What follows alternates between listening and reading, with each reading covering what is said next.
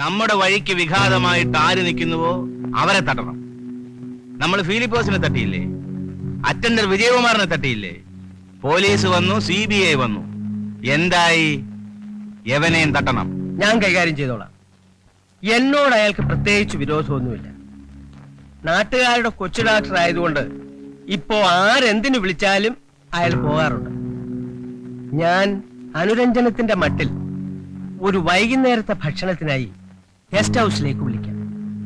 പിന്നെ ഫിലിപ്പോസിനെ തട്ടിയ മെത്തേഡ്, ഭക്ഷണം കഴിച്ച ശേഷം കൈ കഴുകാനായി വാട്ടർ ടാപ്പിനടുത്തേക്ക് പോകുന്നു.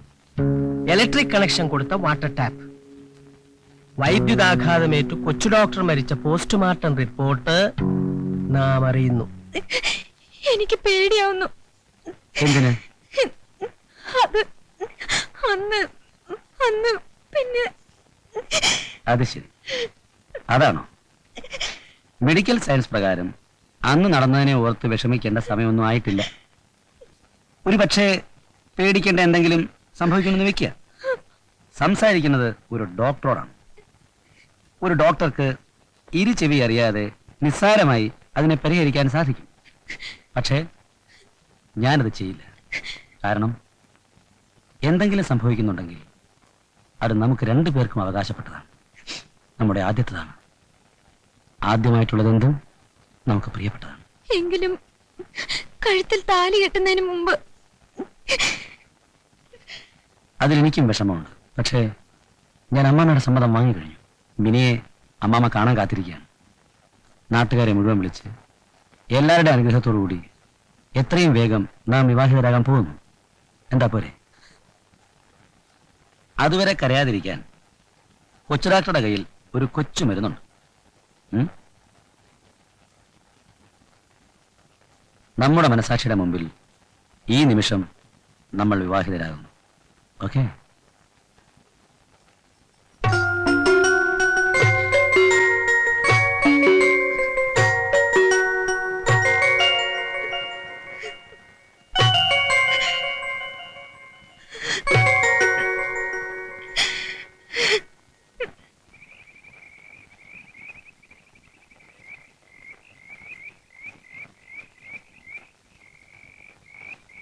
നീ പോയ സ്വിച്ച് എന്നിട്ട്.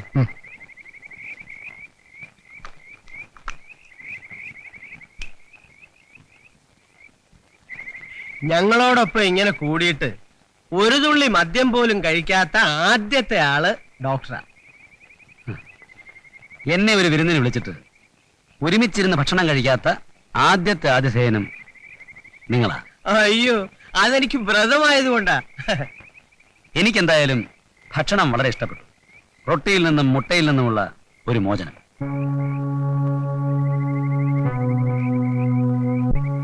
ഞാൻ ഇത്തരം ഒരു മീറ്റിംഗ് എത്രയോ കാലമായിട്ട് പ്രതീക്ഷിച്ചിരിക്കുകയായിരുന്നു. ഡോക്ടർ എവിടെന്നോ വന്നു, ഈ നാടിന്റെ ഒരു ഭാഗമായി. നമ്മൾ തമ്മിൽ ഇനി ഒരകൽച്ച പാടില്ല. ഐ ടെൽ യു, എനിക്ക് ആരോടും ഒരകൽച്ചയില്ല, ഉണ്ടാക്കണമെന്ന് ആഗ്രഹവുമില്ല. വന്നല്ലോ. അപ്പോ നിങ്ങൾ തരക്കാര് തമ്മിൽ സംസാരിച്ചിരിക്കുക. എനിക്കൊരു അരമണിക്കൂർ അത്യാവശ്യമായ ഒരു കാര്യമുണ്ട്. ഞാൻ ഉടനെ എത്തിക്കോളാം. വരട്ടെ. ജഗന്നാഥനെ കാണുമ്പോൾ എനിക്ക് സിനിമയിലെ ഏതോ ഒരു വില്ലനെയാണ് ഓർമ്മ വരുന്നത്. Thank you doctor. നമുക്ക് കൈ കഴുകാം. കഴുകാം. രാജീവൻ എന്തിനാ അന്ന് ക്ലിനിക്കിൽ വന്ന് അനാവശ്യമായിട്ട് എന്നെ തെറി പറഞ്ഞത്? അത് ഞാനല്ല ഡോക്ടറെ, ഇവനാ. നമുക്ക് കൈയടിയിട്ട് സംസാരിക്കാം.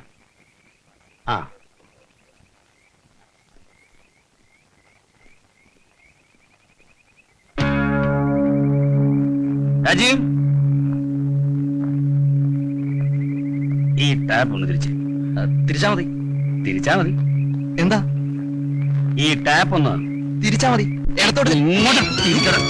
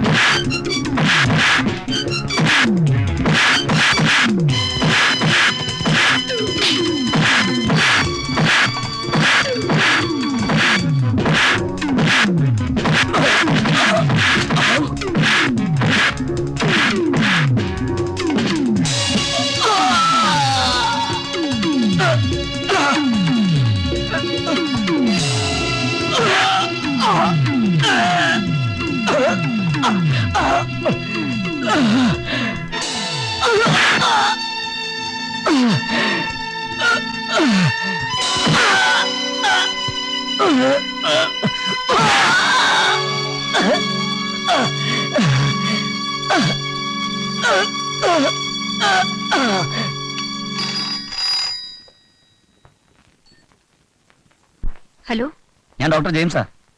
ഞാൻ സേഫായി മടങ്ങിയെത്തി കേട്ടോ. ഈ ജീവിതം മുഴുവനും ഞാൻ ചേച്ചിയോട് കടപ്പെട്ടിരിക്കുന്നു. നല്ലവർക്ക് നല്ലതേ വരൂ. ഇതിനിടയിൽ മിനി 2-3 പ്രാവശ്യം വിളിച്ചു. ഇന്ന് മിനിയും കൂട്ടി അമ്മാമ്മയെ കാണാൻ പോവുകയാണെന്നും പറഞ്ഞു. അതെ, ഇനിയും വൈകിക്കരുതെന്ന് അമ്മാമ്മയ്ക്ക് നിർബന്ധം. ഇനി അങ്ങോട്ട് അവർ ക്ലിനിക്കിന് മിനി കസ്തൂർബയുടെ സാമൂഹ്യ സേവനം ഇരുന്നോട്ടെ. അവള് കാരണത്ത് നിന്ന് ഹോണടിക്കുക. ചെല്ലണം, അമ്മാമ്മയെ കാണണം, ഒരു ഡേറ്റ് ഫിക്സ് ചെയ്യണം, മടങ്ങി വരണം. കൺഗ്രാറ്റുലേഷൻസ്. Thank you.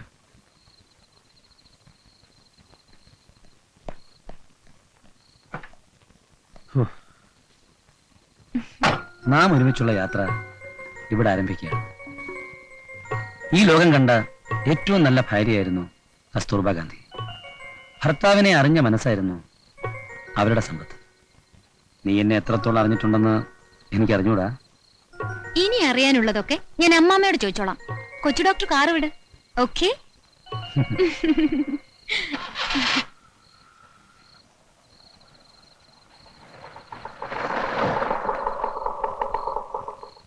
ഡോക്ടർ, ഗോപിക്ക് അസുഖം തുടങ്ങി. ഞങ്ങൾക്ക് നിയന്ത്രിക്കാൻ കഴിയുന്നില്ല.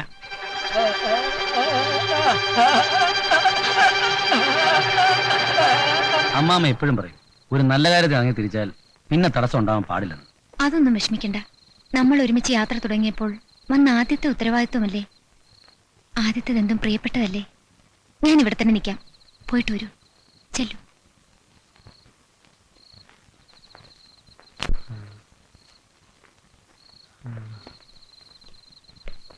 ഡോക്ടർ, ഇപ്പൊ കുറച്ച് കുറവുണ്ട്. ഒന്ന് പുറത്തേക്കു.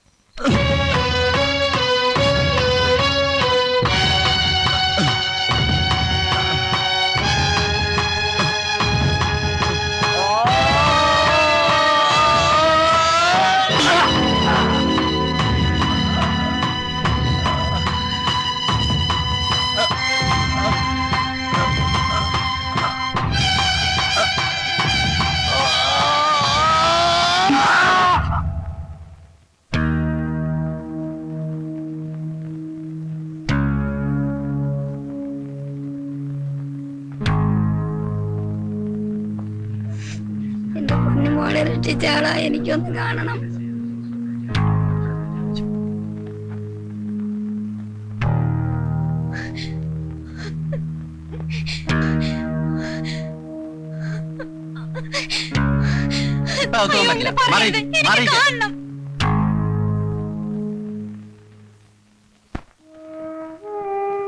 ഒന്നും പറയാറായിട്ടില്ല.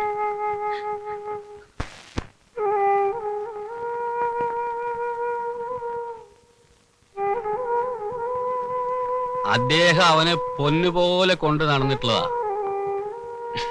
അവനായി പാതകം ചെയ്തത്. എന്നിട്ട് അവൻ എവിടെ പോയി? പാതകം ചെയ്തു വരെ എവിടെ പോവാനാ? പോലീസ് സ്റ്റേഷനിൽ. ലണ്ടനിലേക്കോ അമേരിക്കയിലേക്കോ എവിടെ വേണമെങ്കിലും കൊണ്ടുപോവാം. എന്റെ കുഞ്ഞിന്റെ ജീവൻ തിരിച്ചു കിട്ടിയാ മതി. വളരെ മോശമായ കണ്ടീഷനിലാണ്. ഇപ്പൊ തന്നെ റെസ്പിറേറ്റർ കൊണ്ട് മാത്രമാണ് ജീവൻ നിലനിൽക്കുന്നത്.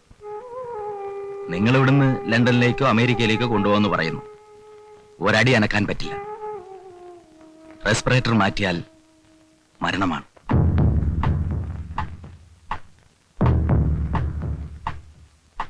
Let's not be emotional, let's be practical. ഇപ്പോൾ തന്നെ രോഗി വെജിറ്റേറ്റീവ് സ്റ്റേറ്റിലാണ്. 48 മണിക്കൂർ കൂടുതലായി. ഇതിലപ്പുറം റെസ്പിറേറ്റർ മോണിറ്റർ ഉപയോഗിക്കുന്നത് വെറും വേസ്റ്റാണ്. ഹൃദ്രോഗം ബാധിച്ച രോഗികൾക്ക് മോണിറ്റർ ഇല്ലാത്ത കാരണം ചികിത്സ കിട്ടുന്നില്ല. അവരുടെ ആൾക്കാർ ബഹളം കൂട്ടുന്നു. ഒരു വ്യക്തിയുടെ കാര്യം മാത്രം നോക്കിയാൽ മതിയോ? ഡോക്ടറോട് നമുക്ക് പോയി ചോദിക്കാം.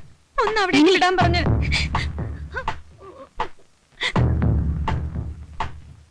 ദൈവത്തിന്റെ പേരിൽ ഞാൻ അപേക്ഷിക്കാണ് ഡോക്ടർ, അല്പം കൂടെ സമയം തരണം. അവൻ ചെയ്ത നന്മകളുടെ പേരിലാണല്ലോ ഇത്രയും ആൾക്കാർ കാത്തിരിക്കുന്നത്. അവരുടെ പ്രാർത്ഥന പാഴാവില്ല. എത്ര നേരം വെയിറ്റ് ചെയ്യണമെന്നാ ഫാദർ പറയുന്നത്? അരമണിക്കൂർ. ഇംപോസിബിൾ. ഒരു 10 മിനിറ്റ്.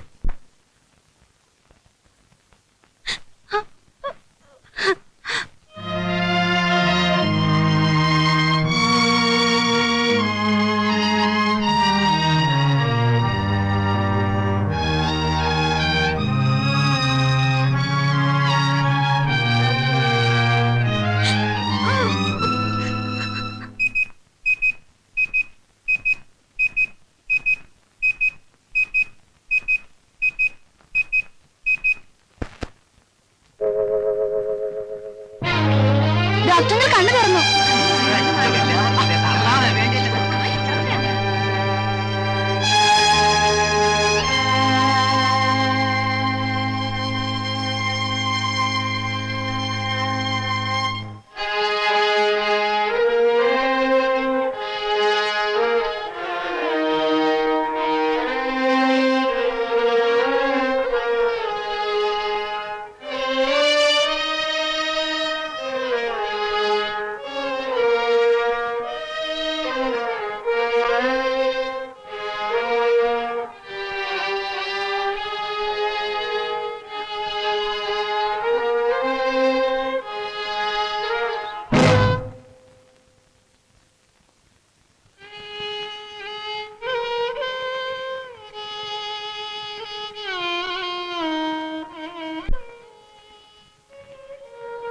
ജോമോനെ ഞാൻ പണിഞ്ഞ കസേരയിൽ നിന്ന് കാണാൻ ഞാൻ ആഗ്രഹിച്ചു.